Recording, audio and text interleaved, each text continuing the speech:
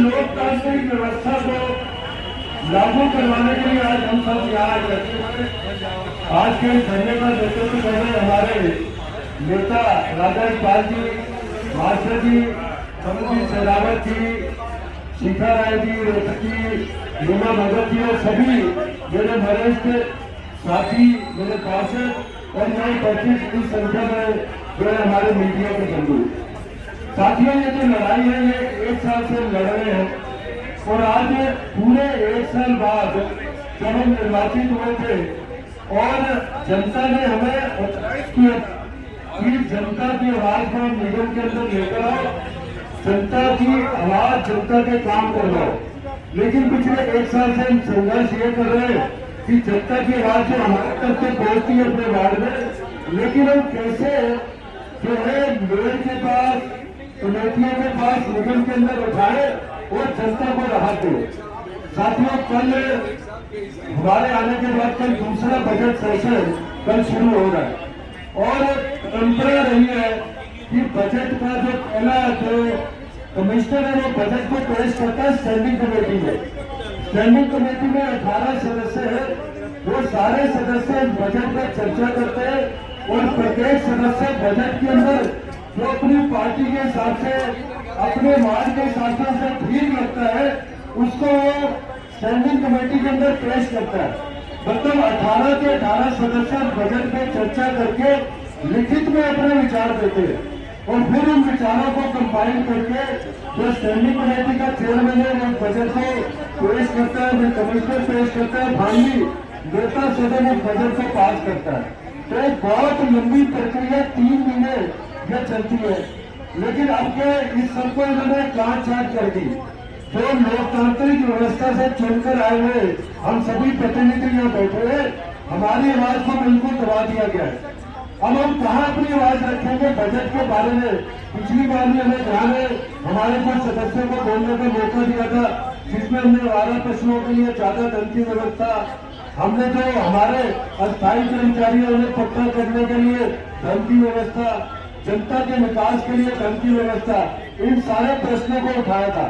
लेकिन अब देखें तो उस बजट के अंदर ऐसी कोई व्यवस्था नहीं की गई और पूरे 1 साल तक जो समस्या 1 साल पहले थी, चाहे वो आवारा पशु घूम रहे हैं, चाहे वो कुत्तों की है, चाहे वो डेवलपमेंट की है, चाहे वो स्कूलों के विकास की है, चाहे वो डाटा एंट्री ऑपरेटर की नौकरी की है, चाहे पार्कों में माली है, चाहे पार्कों में पाइप है, कोई भी काम नहीं हो पाया क्योंकि बजट को लोकतांत्रिक तरीके से रखने की जो व्यवस्था निगम में परंपरा बनी हुई है उन सबको तोड़ा गया।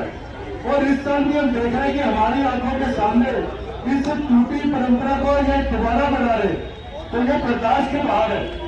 हम मांग करते हैं कि स्टैंडिंग कमेटी का निर्माण करके ही बजट को रखा जाए क्योंकि वही एक संवैधानिक प्रक्रिया है और उस प्रक्रिया को तोड़ने का परिणाम पूरे साल हमने भुगता है। मैं अपने पार्षद भाइयों का ध्यान को छोड़ समस्याओं की तरफ भी ले जाना चाहता हूँ। आपने देखा कि इस बार बहुत सारे काले कानून बिना स्थायी समिति के, बिना उसके पास किए, बिना बजट में प्रोविजन के रखे गए। जैसे भी व्यापारी, ज्यादातर हमें से व्यापारी है, अगर हम व्यापारियों की समस्या सुने, सबसे पहले जो है मार्च के बाद जो कवर चार्ज को लगाया गया, आज करोड़ों रुपया दिल्ली के व्यापारियों से 500 रुपये से लेकर 5000 रुपये पर मंथ वसूला जा रहा है। आप सबको समस्या आ रही होगी, लेकिन कहाँ रखे अपनी आवाज को? कहाँ रखे?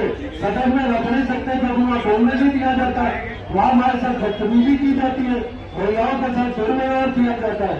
तो आज लोकतांत्रिक प्रक्रिया जो हमें संविधान में हमें अधिकार दिया था उसको तोड़ने की, उसको पंगु मिलाने की जो कोशिश है उसके विरोध में आज हम सभी यहाँ इकट्ठे हुए और अपनी एकता को बनाए रखे।